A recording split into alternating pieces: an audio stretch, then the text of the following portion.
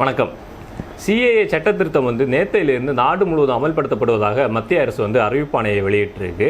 இந்த சிஏஏ சட்ட திருத்தத்துக்கு எதிராக பல மாநிலங்கள் போர்க்கொடி ஏந்தியிருக்காங்க. தங்களுடைய மாநிலங்களில் சிஏஏ நாங்கள் அமல்படுத்த மாட்டோம் அப்படி என்று மத்திய அரசுக்கு எதிராக போர்க்கொடி ஏந்திட்டு இருக்காங்க. அதே நேரத்தில் தமிழ்நாட்டில் மறுவாழ்வு முகாம்கள் இருக்கக்கூடிய இலங்கை தமிழர்களும் சிஏஏ சட்ட திருத்தத்துக்கு கடுமையான எதிர்ப்பை தெரிவித்திருக்காங்க.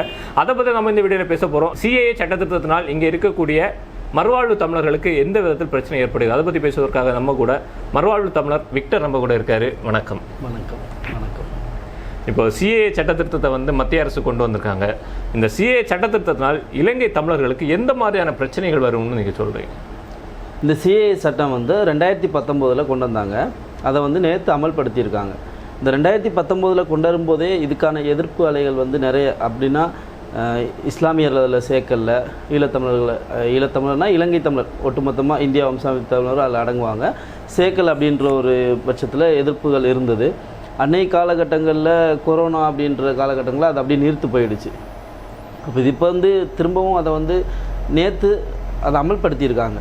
அப்போ இந்த சட்டத்தின் வாயிலாக ஈழத்தமிழர்களுக்கு என்ன பிரச்சனை, இலங்கை தமிழர்களுக்கே என்ன பிரச்சனை அப்படின்னு சொன்னீங்கன்னா, இந்த சட்டம் என்ன சொல்லுது அப்படின்னா, ஐநா மன்றத்தில் நாங்கள் கையெழுத்திடலை. இந்தியா அகதிகளுக்கான சாசனம் அப்படின்னு ஒரு சட்டம் இருக்குது. அதில் உலக அளவில் அகதிகளுக்கான சாசனத்தில் கையிடலை அப்படின்னு சொல்லியிருக்கீங்க, கையெழுத்திடலை அப்படின்னு சொல்லியிருக்கீங்க. அந்த அகதிகளுக்கான சாசனம் அப்படிங்கிறது இலங்கை தமிழர்கள் அகதி அப்படிங்கிற சாசனமா, இல்லை ஒட்டுமொத்தமாகவே அகதிகள் அப்படிங்கிறது? ஒட்டுமொத்தமாகவே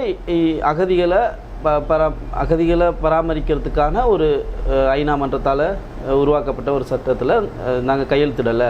அது 1951 கையெழுத்திடலை அப்படின்றத சொல்கிறாங்க. அதுக்கு பிறகு இந்த நாடு இந்திய நாடு ஒரு சட்ட வழிமுறையை பின்பற்றுது. அதாவது அகதிகளை நாங்கள் வரவேற்போம், வாழவும் வைப்போம். அவங்களுடைய நாட்டில் இயல்பு வாழ்க்கை ஆரம்பிக்க போகும்போது திரும்பி போயிடணும். எத்தனை ஆண்டு காலம் வேணால் இருக்கலாம், நாங்கள் போகணும்னு சொல்ல மாட்டோம். அவங்க நாடு சரியாக இயல்பு நிலைக்கு மாறும்போது போகணும் அப்படின்றத கடைபிடித்து ஒரு சட்டத்தோடு போயிட்டுருக்குன்னு சொல்கிறாங்க. நாங்கள் இப்போ கிட்டத்தட்ட 1990 வந்தது, 34 வருஷங்களாக கடந்து போயிட்டுருக்கோம். எங்களுடைய நிலைப்பாடு வரும்போது அங்கே போர் சூழல் அமைதியானோன்னா நாங்கள் திரும்பி போயிடணும், எங்கள் தாய்நாட்டுக்கு போயிடணுன்ற நிலைப்பாட்டில் தான் வந்தோம். ஆனால் அது காலங்கள் மாறமாக அது ஒரு கட்டத்தில் அதுக்கான வாய்ப்புகள் குறையும் போது இந்த நாடையே நாங்கள் ஏற்றுக்கிட்டு இங்கேயே வாழ பழகிக்கிட்டோம்.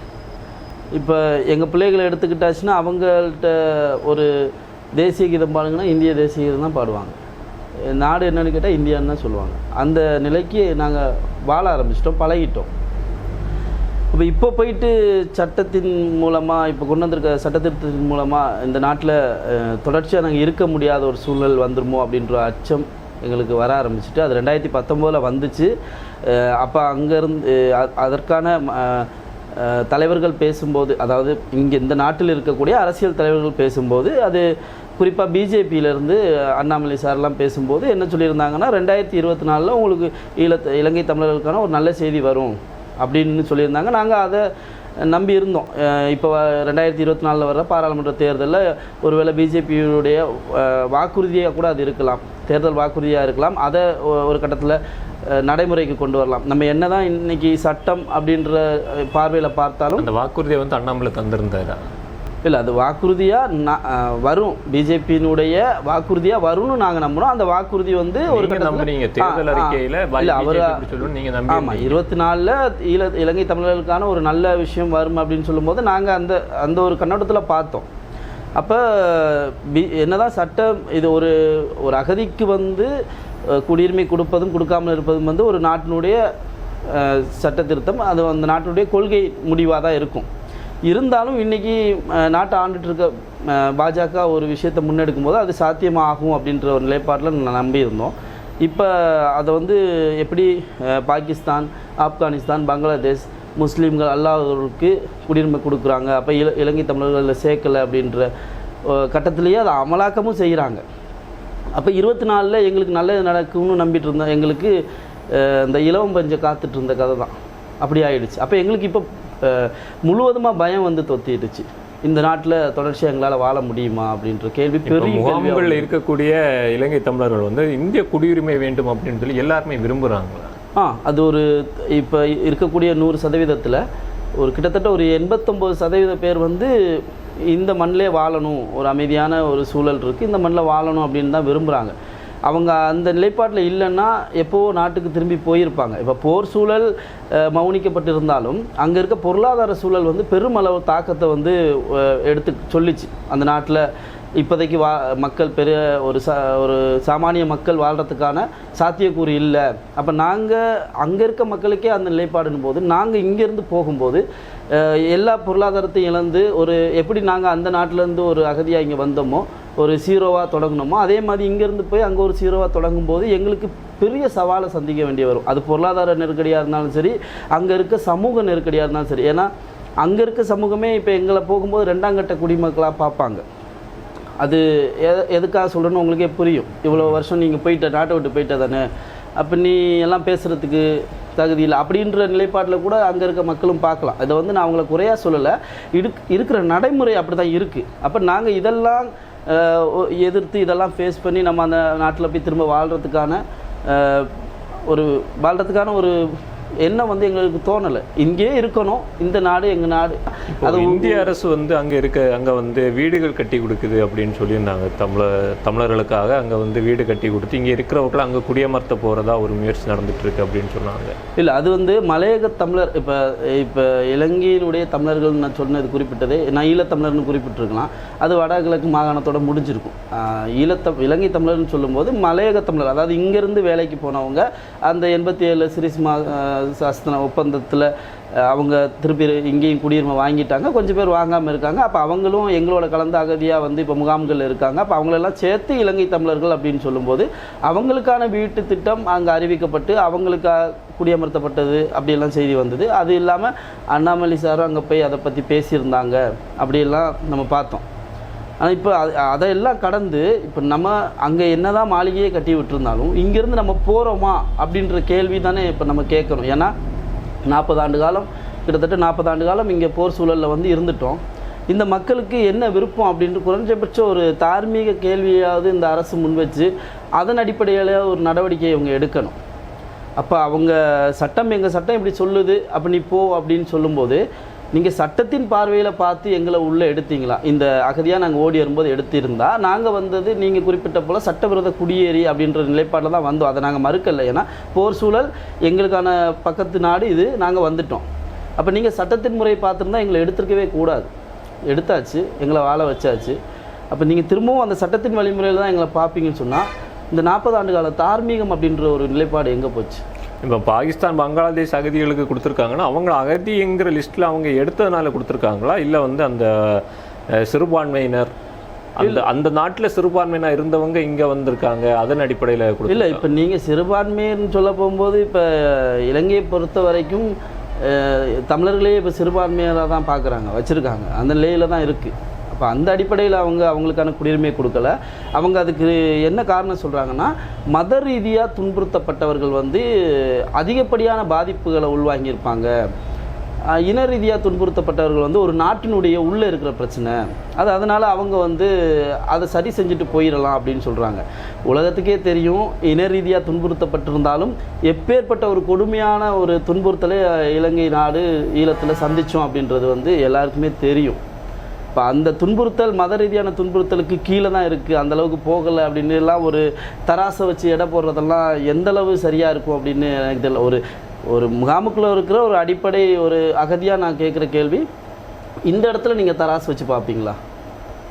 இப்போ வந்து நீங்கள் வந்து முகாம்களில் இருந்துட்டு எங்களையும் வந்து அந்த குடியுரிமை சட்டத்திருத்த மசோதாவிலேயே கொண்டு வந்து எங்களுக்கும் குடியுரிமையை அறிவிக்கணும் அப்படின்னு சொல்கிறீங்க. இப்போ தமிழ்நாடு அரசு எடுத்தாச்சுன்னா உங்களுக்கு வந்து அகதிகளில் இருந்த வந்து மறுவாழ்வு தமிழர்கள் மாற்றிருக்காங்க. கூடவே வந்து தமிழக அரசு சார்பில் உங்களுக்காக வந்து வீடுகள் கட்டும் பணிகளும் நடந்துட்டு இருக்கிறதா வந்து ஒரு அறிவிப்பு வெளியாயிருந்து கொஞ்சம் நாளைக்கு முன்னாடி. அப்போ வந்து இந்த தமிழ்நாடு அரசு வந்து உங்களையும் வந்து அந்த சட்டத்திருத்த மசோதாவில் கொண்டு வரணும் அப்படிங்கிற அழுத்தம் ஏதாவது மத்திய அரசு கொடுத்துருந்தாங்களா? இல்லை உங்களுக்கு அவங்க ஏதாவது குடியுரிமை பெற்றுத்தர நாங்கள் முயற்சிப்போம் அந்த மாதிரி வாக்குறுதிகள் தந்துருந்தோம்? இல்லை, அந்த வாக்குறுதிகள் எல்லாமே சொல்கிறாங்க. ஒவ்வொரு தமிழகத்தில் இருக்கிற ஒவ்வொரு ஆட்சி மாற்றங்கள் வரும்போதும் ஒவ்வொரு கட்சியும் அறிவிக்கிறது தான். பெருங்கட்சியாக இருக்கிற திமுகவும் சரி அதிமுகவுமே அவங்களுமே இதை அறிவிக்கிறாங்க. ஈழத்தமிழர்களுக்கான குடியுரிமைக்காக நாங்கள் அழுத்தம் கொடுப்போம். இப்போ சட்டமன்ற தேர்தல் 2019 கூட திமுகவுடைய அறிக்கையில் அது இருக்குது. ஈழத்தமிழர்களுக்கான குடியுரிமையை பெற்றுத்தர நாங்கள் மத்திய அரசை அழுத்தம் கொடுப்போம் அப்படின்னு இருக்குது. அதற்கான முயற்சியை நாங்கள் சட்டப்பூர்வமாக எடுத்துகிட்ருக்கோம்னு சொல்கிறாங்க. நம்ம அவங்கள முகாம் சார்ந்து போகிற குழுக்கள் அணுகும் போதும் இந்த நிலைப்பாட்டோடு தான் திமுக அரசாக இருந்தாலும் சரி அந்த நேரத்தில் எந்த அரசு இருக்கோ அது சொல்கிறாங்க. அப்போ அது நீர்த்து தான் போயிட்டுருக்கு. இப்போ நீங்கள் சொன்னீங்க வீடு கட்டிக்கிட்டு இருக்காங்க, உங்களை மறுவாழ்வு தமிழர்னு பேர் மாற்றிட்டாங்க. இது எங்களுக்கான ஒரு குடியுரிமையை உறுதிப்படுத்துறதுக்கான அடுத்த கட்ட நகர்வாக நான் பார்க்கல. ஏன்னா நாங்கள் 90 வரும்போது எங்களுக்கு பேர் சட்டவிரோத குடியேறி, நான் 90ன்னு நான் என்ன குறிப்பிட்டு சொல்கிறேன், அதுக்கு முன்னவே வர ஆரம்பிச்சிட்டாங்க. போர் சூழல்லையும் சரி இல்லை இந்திய வம்சாவளியினர் நாங்கள் இந்தியாவுக்கே போயிடுறோம் அந்த குடியுரிமை ஒப்பந்தத்தின் அடிப்படையிலும் வர ஆரம்பித்தாங்க. அப்போ எங்களுக்கான வீடு எப்படி இருக்குன்னா ஒரு தார் ஷீட் மேலே இருக்கும், தார் ஷீட் போட்டு அந்த ஒரு பகுதி செங்கல் வச்சு அந்த மாதிரி இருக்கும், அது கட்டியிருப்பாங்க. அதுக்கப்புறம் ஷீட்டாக மாறிச்சு, அதுக்கப்புறம் இப்போ காங்கிரீட் வீடாக மாறுது. இவ்வளோதான் இதன் மாற்றம். அடுத்து நீங்கள் சொன்ன மாதிரி இப்போ பேர் மாற்றம் மறுவாழ்வு தமிழர்கள் மாற்றிருக்காங்க அப்படின்னு சொல்கிறீங்க. அன்னைக்கு நாங்கள் சட்டவிரோத குடியேறி, அதுக்கு அடுத்ததாக அகதி, அதுக்கிடையில் புலம்பெயர்ந்தவர்கள், இப்போ மறுவாழ்வு தமிழர்கள். இதன் அடிப்படையில் பார்க்கும்போது இது காலத்தின் நகர்வு தான். இதை நம்மளுடைய மாற்றத்துக்கான நகர்வாக எடுத்துக்க முடியுமானா அது எந்த அளவு எடுத்துக்க முடியுன்றது கேள்விக்குறி தான். ஆனால் இதில் ஒரு சிறப்பு என்னென்னா, இவ்வளோ பேர்கள் வச்சாலும் நாங்கள் நம்பி வந்தது தொப்புள் கொடி உறவு அப்படின்ற ஒரே ஒரு சொல்லு, அந்த ஒரு உறவு மூலமாக தான் வந்தோம். ஏன்னா அந்த உறவு சும்மா பேரளவில் போகாது. எங்கள் நாடும் உங்கள் நாடும் ஒன்று தான், இந்த ஒரு மண்ணும் அந்த மண்ணும் ஒன்று தான்ற பெரும் ஒரு உறவை சொல்லக்கூடிய வார்த்தை தான் அது தொப்புள் கொடி உறவு. அதை நம்பி நாங்கள் இங்கே வந்தோம். அப்போ இந்த இடத்துல நீங்கள் வாழ வச்சுருக்கீங்க, நாங்கள் அதுக்கு எவ்வளோ நன்றி கடன் பட்டிருக்கோம். அந்த இடத்துல எந்த குறையுமே நாங்கள் சொல்லலை. வாழ வைத்தது நாங்கள் கடைசி வரை இங்கே வாழணும்னு நினைக்கிறோம்.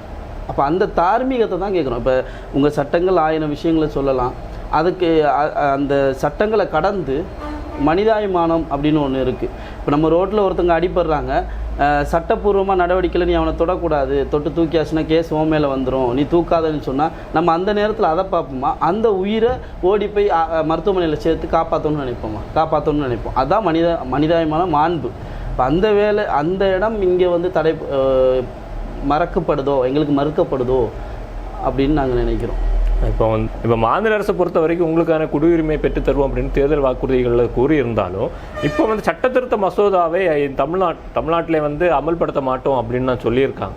நம்ம தமிழ்நாட்டில் அமல்படுத்த மாட்டோம் அப்படிங்கிற சொல்கிற ஒரு சட்டத்திருத்தத்தில் இப்போ இலங்கை தமிழர்களை சேர்த்தாலும் சேர்க்கலைனாலும் எந்த ஒரு பாதிப்பும் வராது தான். இல்லை, அது அப்படியே இருந்துட முடியாது. ஏன்னா 2019 இதே மாதிரி ஒரு இதை தான் சொல்லியிருந்தாங்க, 24 உங்களை சேர்ப்பதற்கான வாய்ப்பு இருக்குது. நீங்கள் சொன்னீங்க தொப்புள் கொடி உறவு அப்படிங்கிற நம்பிக்கையில் தான் வந்தோம் அப்படின்னு சொல்லியிருந்தீங்க. நம்ம தொப்புள் கொடி உறவு அப்படிங்கிற காரணத்தினாலேயாவது தமிழக அரசு உங்களுக்கான உதவிகளை செய்யும் தான். இல்லை, தமிழக அரசை நான் முற்றிலுமாக குறை சொல்லலை. அவங்க எங்களுக்கான இந்த குடியுரிமை விஷயத்தில் முழுமூச்சாக வேலை செய்கிறாங்க, அதில் எதுவுமே மாற்றுக்கருத்தில். அவங்க சட்டப்பூர்வமாக நாங்கள் வழக்கு தொடுத்துருக்கோம் அப்படியெல்லாம் சொல்கிறாங்க. ஆனால் மாநில அரசுக்கு எந்த அளவுக்கான அதிகாரம் இருக்குது அந்த சட்டத்தை பிரேக் பண்ண அப்படின்ற ஒரு கேள்வி இங்கே வைக்கப்படும். நாளைக்கு இங்கே ஆட்சி மாற்றம் வந்தாச்சுனாலும் குடியுரிமை சட்ட திருத்தம் தமிழ்நாட்டில் அமல்படுத்துவதற்கான வாய்ப்புகள் அதிகம் இருக்குது. இல்லை, இப்போ நம்ம உதாரணமாக இங்கே இருக்க நீட்டை நம்ம எதிர்த்தோம், நீட்டை இங்கே கொண்டு வர மாட்டோன்னு சொன்னோம். அது நம்மளால் முடிஞ்சுதா? அதே மாதிரி இப்போ இந்த சட்டத்திருத்தத்தை இப்போ கேரளாவும் தான் சொல்லுது, நாங்கள் இந்த சட்டத்திருத்தத்தை அமல்படுத்த விட மாட்டோம் அப்படின்னு சொல்லுது. எத்தனை காலத்துக்கு, அதாவது எத்தனை ஆண்டுகள் அதை பிரேக் பண்ணி வைக்க முடியும்? அது எவ்வளோ நாளுக்கான அதிகாரம் இந்த மாநில அரசுகளுக்கு இருக்குது. இது ஒரு மத்திய அரசின் கையில் இந்த அதிகாரம் இருக்கிறதுனால அப்போ எங்களுடைய இந்த கெஞ்சல்களை நாங்கள் அங்கே தான் வைக்கணும். நாங்கள் மாநில அரசில் உள்ள முதல்வர் அவங்களெல்லாம் குழுக்கள் மூலமாக போய் பார்த்து எங்களுக்கான குடியுரிமையை உறுதிப்படுத்தி தாங்க, அதுக்கான அழுத்தங்களை கொடுங்க நாங்கள் சொல்லுவோம். அவங்க என்ன சொல்லுவாங்கன்னா மத்திய அரசுக்கு நாங்கள் அழுத்தத்தை கொடுப்போம். இவ்வளோ தான் மாநில அரசால் முடியும். இப்போ நாங்கள் மாநில அரசை குறை சொல்லி ஒரு இதுவும் இல்லை. மத்திய அரசுகிட்ட குறை கூட நாங்கள் சொல்லலை. எங்களை இவ்வளோ ஆண்டு காலம் நல்லபடியாக வாழ வைத்த இந்திய திருநாட்டுக்கு நாங்கள் என்றைக்குமே நன்றி கடன் தான் பட்டிருக்கோம். அவங்கள்ட்ட அந்த நன்றியோடு சேர்த்து இந்த தார்மீக கெஞ்சலை கேட்குறோம். நாங்கள் இங்கே இருக்கிறோம், கெஞ்சலாக கேட்குறோம். இப்போ முகாம்களில் கிட்டத்தட்ட 59,000 பேர்கிட்ட இருக்கோம். வெளிப்பதிவில் ஒரு 30,000 35,000 பேர் இருக்கும். எல்லாம் ஒரு 1 லட்சம் பேர் இருக்கும். இந்த 1 லட்சம் பேருக்கு இங்கே இருந்து வாழ்கிறதுக்கான விருப்பம் அதிகப்படியாக இருக்குது. 89% பேர் இருக்குது, அவங்க வாழணும்னு நினைக்கிறாங்க. அதுக்கு நீங்கள் ஒரு வழிவகை செய்யுங்க. அது ஒரு அதிகாரமாக வாழணும். அதிகாரம்னா நீங்கள் வேறு எண்ணத்தில் எடுத்துருக்கக்கூடாது. நாங்களும் இந்த நாட்டின் பிரஜை போல, இந்த நாட்டு பிரஜைக்கு அகதிகள் அங்கிற அடையாளத்தை மறந்து இந்த அகதின்ற அடையாளம் மட்டும் இல்லை, இந்த அகதின்ற வாழ்க்கை எவ்வளோ கொடியதுன்னு இப்போ நீங்கள் என்கிட்ட பேசிட்டு இருக்கீங்க, உங்களுக்கும் தெரியாது, இதை பார்த்துட்டு இருக்கவங்களுக்கும் தெரியுமான்னு தெரியாது. ஏன்னா அவ்வளோ கொடியது. அது நீங்கள் சொல்லலாம், முகாம்களில் எல்லா சலுகையும் கொடுக்குறாங்க, உங்களுக்கு என்ன கஷ்டம் அப்படின்னு கேட்கலாம். தொண்டையை நெரிச்சு வச்சுட்டு பிரியாணி கொடுத்தாச்சுன்னா அது டேஸ்ட்டாக இருக்கா, சாப்பாடு உள்ளே இறங்குமான்னு கேட்டால் இறங்காது. ஏன்னா உளவியல் ரீதியான பிரச்சனைகளும் அப்படி தான் இருக்கும். எங்கே போனாலும் அகதி, முகாம்களுக்குள்ள நீ இங்கே போகக்கூடாது, அங்கே போகக்கூடாது, இதை பண்ணக்கூடாது, அதை பண்ணக்கூடாது, எல்லாமே ஒரு வட்டத்துக்குள்ளே தான் இருக்கும். அப்படியான ஒரு உளவியல் ரீதியான பிரச்சனையில் நான்லாம் 34 வருஷமாக, 90லேருந்து 34 வருஷமாக அது ஒரு நீங்கள் உங்கள் கணக்கில் அது சிறைச்சாலை இல்லை அப்படின்னு சொன்னாலும் என்னுடைய மனதளவில் அது ஒரு சிறைச்சாலை மாதிரி தான். எல்லாத்துக்குமே ஒரு கட்டுப்பாடுகள், ஒரு வட்டம் போட்டுருவாங்க. அந்த வட்டத்துக்குள்ளே இருக்கணும் அப்படின்ற ஒரு நிலைப்பாடில் வாழும்போது அதில் வழி வேறு. அப்போ அதெல்லாம் நம்ம சகிச்சுக்கிட்டு இவ்வளோ நாள் வாழ்ந்துட்டோம். இனி நம்ம எப்படி கேட்குறோன்னா, இந்த நாட்டின் பிரஜை போல் ஒரு அமைதியான வாழ்க்கையை வாழணும். அதுக்காக எல்லா இடத்துலையும் எங்களுக்கு அதிகாரம் கொடுங்கன்னு கேட்கல. இந்த நாட்டின் பிரஜை எப்படி ஒரு சாதாரணமாக ஒரு சாமானியனாக வாழணும், அடிப்படை உரிமையோடு நாங்கள் வாழணும் அப்படின்னு நாங்கள் கேட்குறோம். அதுக்கான இதாக தான் குடியுரிமையை கேட்குறோம். இந்த குடியுரிமை சட்டத்தை மசோதா 2019 கொண்டு வந்திருந்தாலும் இப்போ தேர்தல் வரக்கூடிய காலங்களில் இப்போ தான் அமல்படுத்தியிருக்காங்க. அது ஒரு சிறுபான்மையினர்கள் மீது தொடுக்கப்பட்ட ஒரு போர் அப்படின்னு சொல்லி பல அரசியல் கட்சிகள் பேசிகிட்டு இருக்காங்க. அது கூடவே நீங்கள் 2019 இந்த சட்ட திருத்தத்தில் இலங்கை தமிழர்களையும் கொண்டு வரணும் அப்படின்னு சொல்லி இலங்கை தமிழர்கள் தரப்பில் இருந்தும் பல அழுத்தங்கள் கொடுக்கப்பட்டுட்டு தான் இருக்குது. அரசுக்கு இலங்கை தமிழர்கள் அந்த பட்டியலில் கொண்டு வர்றதுக்கு என்ன சிக்கலாக இருக்குது அப்படின்னு சொல்லி உங்களுக்கு பதில் ஏதாவது தந்திருக்காங்களா? இல்லை, இப்போ அரசு தரப்புலேருந்து, இப்போ நான் மாநில அரசு சொல்கிறேன், மாநில அரசு தரப்புலேருந்து எங்களை அனுப்பணும் அப்படின்ற நிலைப்பாடில் அவங்க பேசலை. அவங்க இந்த சிஏ எதிர்த்து தான் நாங்கள் வழக்கு போடுறோம், ஈழத்தமிழர்கள் இலங்கை தமிழர்கள் அதில் சேர்க்கணும் அப்படின்ற நிலைப்பாடில் தான் பேசுகிறாங்க. ஆனால் இது எவ்வளோ தமிழக அரசை பொறுத்தவரைக்கும் சிஏ சட்டத்தை முழுமையாக அவங்க எதிர்க்கிறாங்க.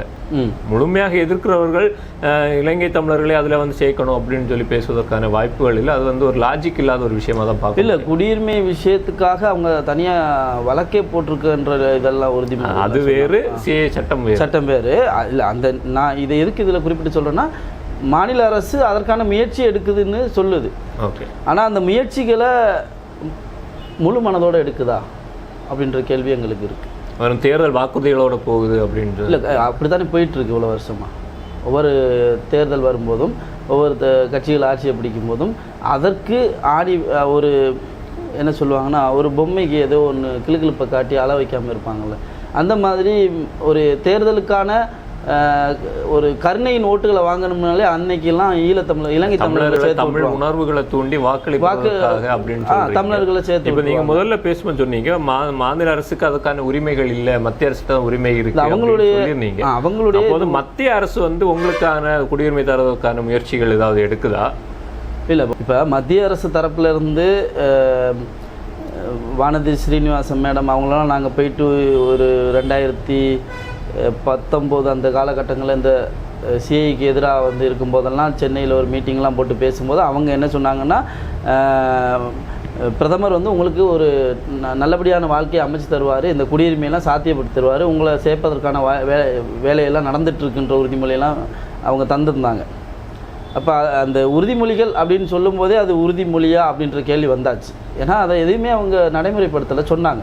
இப்போ என்ன சொல்கிறாங்கன்னா, இதே மாதிரி அவங்க சொல்லும்போது அண்ணாமலை சார் என்ன சொல்லியிருந்தாருன்னா, இதே 2019 காலகட்டங்களில் சிஐக்கு எதிராக பெரிய அளவில் எதிர்ப்பு கிளம்பும்போது 2024 ஈழத்தமிழர்களுக்கு ஒரு நல்ல செய்தி இருக்குது, அதனால் நீங்கள் பயப்படாதீங்க, தைரியமாக இருங்கன்னு சொல்லியிருந்தாங்க. அப்போ அந்த 24 அப்படின்னு சொல்லும்போதே நாங்கள் இந்த பாராளுமன்ற தேர்தலில் தான் மைண்டில் வச்சுருந்தோம். இப்போ அதே அண்ணாமலை சார் தான் சொல்கிறாரு, இலங்கையில் 13வது சட்ட திருத்தம் அமல்படுத்தப்பட்டு அங்கே இருக்க மாகாணங்களுக்கு கூடுதல் அதிகாரம் வழங்கப்பட்டதுக்கு பிறகு அங்கே இயல்பு நிலை திரும்பும், அப்போ இங்கே இருக்க மக்கள் அங்கே போகிறதுக்கான வாய்ப்புகள் குறைஞ்சிடும். 13வது சட்ட திருத்தம் என்ன சொல்லுது? அந்த அங்கே இருக்கக்கூடிய மாகாணங்களுக்கு கூடுதல் உரிமையை கொடுக்கும். இப்போ அது அங்கே இருக்கிற நிலம் நிலமாக இருக்கட்டும், ஒரு போலீஸ் சூழல்ல பாதிக்கப்பட்ட இடங்களுக்கு அதிக உரிமைகளை கொடுக்கும். ஆமாம், இது இந்தியாவோட சேர்ந்து ஒரு ஒப்பந்தம் போடப்பட்டது 1987. அதில் போடப்பட்ட ஒப்பந்தத்தின்படி அந்த அங்கே இருக்கக்கூடிய மாகாணங்களுக்கு கூடுதலான ஒரு உரிமையை கொடுக்கப்படும். அதனால எல்லாமே பாதுகாக்கப்படும். அந்த நாட்டினுடைய அந்த மாகாணத்தினுடைய மொழியாக இருக்கட்டும், இடமா இருக்கட்டும், அங்கே இருக்கிற போலீஸ் பவராக இருக்கட்டும், எல்லாமே வந்து அந்த மாகாணத்தினுடைய முதல்வர் கையாளலாம், அதிகப்படியான ஒரு அதிகாரத்தோட கையாளலாம். ஆனால் இப்போ அங்கே இருக்க அதிபருடைய கண்ட்ரோலில் தான் என்ன இருக்குது. அப்போ மாகாணங்களுக்கு கூடுதல் அதிகாரத்தை கொடுக்குற சட்ட திருத்தம் தான் 13வது சட்ட திருத்தம். இப்போ அந்த திருத்தத்தை அங்கே கொடுத்தாச்சுனாலே அங்கே இயல்பு நிலை வந்துடும் அப்படின்னு சொல்லிட்டு அண்ணாமலை சார் சொல்கிறாரு. அந்த சட்டத்திற்கு இலங்கையில் வர்றதுக்கான சாத்தியக்கூறுகள் இருக்கா? அது வராது. ரெண்டாவது, வந்தால் நடைமுறையில் அது இருக்குமா, நடைமுறை யதார்த்தத்தில் அது சரியாக இருக்குமா அப்படின்ற ஒரு கேள்வி இருக்குது. ஏன்னா எங்கேயுமே எந்த நாட்டிலையுமே ஒரு இந்தியாவில் வந்து மாநில சுயாட்சிகளை வந்து மத்திய அரசு பிடுங்கிட்டு இருக்கு அப்படிங்கிற ஒரு பேச்சு நமக்கு இருக்குது. நமக்கு இது அப்பார்ட் ஃப்ரம் த டாப்பிக்காக இருந்தாலும் இந்தியாவை பொறுத்த வரைக்கும் அப்படி ஒரு கருத்து இருக்கக்கூடிய சூழலில் ஒரு இலங்கை அப்படிங்கிற ஒரு நாடு அங்கே வந்து மாகாணங்களுக்கு அதிக உரிமைகளை வழங்கும். அப்போ அந்த மாகாணங்கள் உட்பட்ட மக்களுக்கான உரிமைகள் பாதுகாக்கப்படும்னு பாஜக சொல்கிறத வந்து என்னால் ஏற்றுக்க முடியல. நம்ம இது கருத்துக்கு வெளியில பேசினாலும் எங்களால் பிஜேபி அப்படி சொல்கிறது வந்து இப்போ நாங்கள் ஏற்றுக்கிட்டோன்னு சொல்லலை. ஏன் ஏற்றுக்கிட்டோன்னு சொல்லலைன்னா அந்த நாட்டினுடைய நடைமுறை நாங்கள் வாழ்ந்திருக்கோம், எங்களுக்கு தெரியும். இப்போ சட்டத்தின் மூலமாக ஒரு சட்டத்தின் மூலமாக தான் எந்த ஒரு சமூகத்துக்குமே ஒரு தீர்வுகளை பெற முடியும் அப்படின்றதுல எனக்கு அளப்பரிய நம்பிக்கை இருக்குது. அதில் மாற்றுக்கிறது இல்லை. ஆனால் இலங்கையை பொறுத்த வரைக்கும் அந்த 13வது சட்டத்திருத்த நடைமுறைக்கு கொண்டு வந்துட்டால் அங்கே இருக்கிற தமிழர்கள் சிங்களர்களுக்குள்ளான அந்த இடப்பிரச்சனைகள் இப்போ ஒன்றும் வேண்டாம், மீள்குடியேற்றம் சிங்களவர்களை வந்து தமிழர் பகுதியில் பண்ணுறாங்க. இது இந்த சட்டத்திருத்தம் போட்டாச்சுன்னா பண்ணக்கூடாது. அந்த மாகாணத்துடைய முதல்வருடைய அனுமதியோடு தான் அது செய்யணும். ஆனால் அது நடக்காதுன்னு நினைக்கிறீங்களா நீங்கள்? அதான் சொல்லிட்டு இருக்கேன். அது இது வந்து பாஜக எடுத்து பேசுவோம். வந்து இப்போ காஷ்மீரில் கூட வந்து வெளி மாநிலங்கள்லேருந்து போய் அங்கே நிலம் வாங்க முடியாத ஒரு சூழல் இருந்து, ஆனால் அந்த சட்டத்தை உடைத்தெறிந்ததும் பாஜக. அப்போ இந்தியாவில் வந்து ஒரு சட்டத்தை வந்து ஏற்றக்கூடிய பாஜக அதே சட்டத்தை வந்து இலங்கையில எதிர்க்குது அப்படின்னு சொல்றது. அதான் சொல்றேன். அது அவங்க வந்து அங்க ஆதரிக்கிறாங்க. 13வது சட்ட திருத்தம் மாகாணங்களுக்கு சரியான உரிமைகள் வேண்டும் அப்படின்னு ஆதரிக்கிறாங்க. அது நீங்கள் சொல்கிற மாதிரி இந்திய அளவில் வந்து அது வந்து மாறுபடுது, இங்கே இருக்க மாநிலங்களின் உரிமையை பறிக்கிறாங்கன்னு சொல்கிறீங்க. அதிலிருந்தே உங்களுக்கு தெரிய வேண்டாமா, அங்கே சட்ட திருத்தத்தை நடைமுறைப்படுத்துகிறன்ற பேரில் எங்களை கூட ஒரு வேளை அங்கே அனுப்புறதுக்கான ஒரு இதாக இருக்கலாம். ஏன்னா அவங்க அப்படி தான் குறிப்பிடுறாங்க. அங்கே 13வது சட்ட திருத்தம் அமல்படுத்தப்பட்டால் இவங்களுடைய இயல்பு வாழ்க்கை சரி செய்யப்பட்டதாக ஒரு அறிவிப்பை கொடுத்துட்டு இங்கேருந்து அவங்கள அங்கே அனுப்பலாம். அது அனுப்புவாங்களா அப்படின்ற அந்த ஒரு உறுதிமொழி நமக்கு தெரியாது. அந்த செய்திகள் அப்படி தான் வருது. இப்போ மத்திய அரசை பொறுத்த வரைக்கும் உங்களுக்கான குடியேற்றத்துக்கான வீடுகள் கட்டும் பணியை வந்து இலங்கையில் பண்ணிட்டு இருக்கேன். மாநில அரசும் வந்து தமிழ்நாட்டுக்குள்ளாடி வந்து உங்களுக்கான வீடு கட்டுற பணியை வச்சிருக்கு. இப்போ இந்த இடத்துல வந்து 2 அரசுகள் வந்து ஒரு கருத்து முரணில் செயல்படுறாங்களோ அப்படிங்கிற ஒரு கேள்வி எனக்குள்ள வருது. இல்லை, நான் திரும்பவும் சொன்னேன், அங்கே இருக்கிற ஈழத்தமிழர்களுக்கு வீடு கட்டல, மலையக தமிழர்கள் கட்டி கொடுத்துருக்காங்க. மலையக தமிழர் இருக்கிற இங்கே இருந்து அங்கே குடியேற்றம் அடைகிறவங்களுக்காக அப்படி வீடு கட்டுதல் ஏதாவது நடந்துட்டு அப்படி செய்திகள் வந்தது. இது ஒரு 4-5 வருஷத்துக்கு முன்னே என்னமோ அந்த செய்திகள் இப்படி இங்கேருந்து போகிறவங்களுக்கு உடனடியாக வீட்டு திட்டம் கொடுத்து அவங்கள வந்து அவங்களுடைய வாழ்வாதாரத்தை கொஞ்சம் கொடுத்து அவங்கள வாழ வைக்கிறதுக்கான வேலைகள் நடக்குது, அங்கேருந்து வர்றவங்களுக்கு முன்னுரிமை கொடுக்கப்படுதுன்னெலாம் செய்திகள் வந்தது. ஆனால் இன்றைக்கி கூட இங்கேருந்து அங்கே போனவங்க தாயகத்துக்கு திரும்பி போனவங்களுடைய நிலைப்பாடு தார் ஷீட்டை அடைச்சி இருக்கிறதுக்கு இடம் இல்லாமல் ரோட்டில் இருக்கிற இடமெல்லாம் இதெல்லாம் இருக்குது. அதை வந்து வீடு கட்டி கொடுத்தோன்னு போனோன்னா வீட்டில் மாளிகையில் இருப்போம்லாம் இல்லை. நாங்கள் இங்கேருந்து போக முடியாத சூழ்நிலை அதுவும் ஒரு காரணம் தான். அப்போ அதெல்லாம் எந்த அளவில் உண்மை அப்படின்னு எனக்கு தெரியலை. இங்கே வீடு கட்டுறாங்க அப்படின்னா இந்த வீடும் நிரந்தர வீடா அப்படின்னு கேட்டால் அதுவும் ஒரு கேள்விக்குறி தான். எப்படி காலத்தின் கட்டாயத்தினால பேர்கள் மாற்றப்பட்டதோ வீடுகள் மாற்றப்பட்டதோ அதன் நகர்வு தான் இதே வழியை இங்கே இருக்கிற மாநில அரசும் எங்களுக்காக முழு மூச்சோட ஒரு அக்கறையோட இதை வந்து செயல்படுத்தி தருவாங்களான்னா அதுவும் கேள்விக்குறி தான். ஏன்னா இத்தனை ஆண்டு காலம் அக்கறை கரிசனை இல்லாமல் எத்தனையோ ஆட்சிகள் மாறி மாறி வரும்போதும் இவங்களும் வந்திருக்காங்க. அப்போ இதெல்லாம் வரும்போதும் எங்களுக்கு மீழ்ச்சியை கொடுக்காத இது இனி ஒரு கட்டத்தில் மீழ்ச்சியை கொடுக்குமா அப்படின்னு கேட்டாச்சுன்னா அதுவும் கேள்வி. அதான் சொல்கிறேன், நட்டாத்தில் விட்டுற மாதிரி இருக்குது, எல்லாமே கேள்விக்குறியாக தான் இருக்குது. இதில் யார் நமக்காக பேசுகிறாங்க யார் பேசலை அப்படின்னு பார்த்தாச்சுன்னா எல்லாமே நகர்த்துறாங்க, அதை நீர்த்து போக வைக்கிறாங்க, காலங்களை கடத்துறாங்க. இதன் அடிப்படையில் இவங்களுக்கே ஒரு சோர்வு வரணும். அந்த சோர்வு என்ன செய்யணும்னா ஒரு கட்டத்தில் இவங்க தாயகத்துக்கே போகணும் அப்படின்ற எதிர்பார்ப்பு மட்டும்தான் மாநில மத்திய அரசுகள் அவங்க எண்ணத்தில் ஓடிட்டுருக்குன்னு தான் நான் நினைக்கிறேன். என்னை பொறுத்த வரைக்கும் இதுதான் இந்த மாநில மத்திய அரசுகளோட நிலைப்பாடு. எங்களை இந்த மண்ணிலேயே வைத்து வாழ வைத்து இவர்களை அழகு பார்ப்பதற்கான எந்த ஒரு எண்ணமும் இந்த இரு மாநில மத்திய அரசுகளுக்கு இல்லை அப்படின்றதான் என்னுடைய தனிப்பட்ட கருத்து. இப்போ மத்திய மாநில அரசுகள் உங்களுக்கான குடியுரிமை திட்டத்தில் வந்து அவங்களுக்கு எந்த ஒரு அக்கறை இல்லை அப்படின்னு சொல்லி பதிவு பண்ணியிருக்கீங்க. மத்திய மாநில அரசுகளிடம் இதனால் எங்களுக்கு இந்த மண்ணில் குடியுரிமை வேண்டும் அப்படி கேட்கணும்னா என்ன கருத்தை நீங்கள் முன்வைப்பீங்க? தார்மீகம்தான், கருணை தான், தார்மீகம்தான். ஏன்னா நாங்கள் இத்தனை ஆண்டு காலம் இந்த மண்ணில் இந்த பிரஜையாக நினச்சி வாழ்ந்துட்டுருக்கோம். அப்போ இங்கே இருக்கிற மீதி வாழ்க்கையும் நாங்கள் வாழ்ந்துட்டு போயிடணும். ஏன்னா எங்கள் பிள்ளைகளுக்கு இந்த மண்ணில் தான் பிறந்தாங்க, அவங்க இந்த மண்ணில் தான் வாழணும்னு நினைக்கிறாங்க. அவங்க பிற்காலத்தில் அவங்களையும் அகதியாக விட்டுட்டு போயிடக்கூடாது. அவங்களாவது இந்த நாட்டின் பிரஜையாக, இப்போ எங்களை விடுங்க, காலம் கடந்துடுச்சு, நாங்கள் இறந்து போகிறோம், பிள்ளைங்களும் அதே அகதின்ற இதோடு இருந்துடக்கூடாது. அவங்களுக்கு ஒரு வாழ்க்கை முறை மாறணும். எங்களுடைய இந்த உளவியல் பிரச்சனையிலேருந்து நாங்கள் வெளியே வரணும். இப்போ எங்களுக்கு இப்போ சொல்லுவாங்க, பசித்தவன் அழுதால் உணவு கிடைக்கும், பால் கிடைக்கும், அவன் அழணும் அப்படின்னு சொல்லுவாங்க. ஆனால் எம்மவர்கள் அழுகிறார்களான்னு கேட்டால் அழல. அது அவங்கள சொல்லியும் குறை இல்லை. முகாமுடைய நிலைப்பாடு அப்படி இருக்குது. நம்ம அழுதா இன்னும் கூடுதல் அள வேணுமோ, அடிப்பாங்களோ, அது அந்த அடிப்பாங்களோன்ற மீனிங் வேறு. நான் அதை ஒரு கருத்துக்காக சொல்கிறேன். அடிப்பாங்களோ, இன்னும் அழ வேண்டிய வந்துருமோ, நமக்கு சிக்கல்கள் வந்துருமோ அப்படின்னு சொல்லிட்டு அவங்களும் வாயை மூடிட்டு இருக்காங்க. ஆனால் பசித்தவன் அழாமல் பால் கிடைக்காது. பசித்தவர்கள் நாங்கள், எம்மவர்கள் எப்பொழுது அழுவார்கள். இதுதான் என்னுடைய மனதில் உள்ள பெரும் கேள்விக்குறி. எம்மவர்கள் அழாமல் இதற்கு ஒரு தீர்வு கிடைக்காது. ஓகே, எம்மவர்கள் அழாமல் தீர்வு கிடைக்காதுன்னு சொல்லியிருக்கீங்க. இப்போ வந்து மத்திய அரசு மேலேயும் குற்றச்சாட்டு வச்சுருக்கீங்க, மாநில அரசு மேலே குற்றச்சாட்டு வச்சுருக்கீங்க, அதே போல் உங்கள் மக்கள் மேலேயும் வந்து ஒரு பெரிய குற்றச்சாட்டை வச்சுருக்கீங்க. அவங்க அழுதா தீர்வு கிடைக்கும், இல்லைன்னா கிடைக்காது அப்படிங்கிற ஒரு குற்றச்சாட்டையும் வச்சுருக்கீங்க. ஸோ கூடிய விரைவில் வந்து உங்களுக்கான ஒரு விடிவு காலம் பிறக்கணும் அப்படிங்கிறது தான் எங்களுடைய ஒரு ஆசையும். உங்களுடைய நேரத்தை ஒதுக்கி ஒரு நேர்காணல் தந்தமைக்கு நன்றி.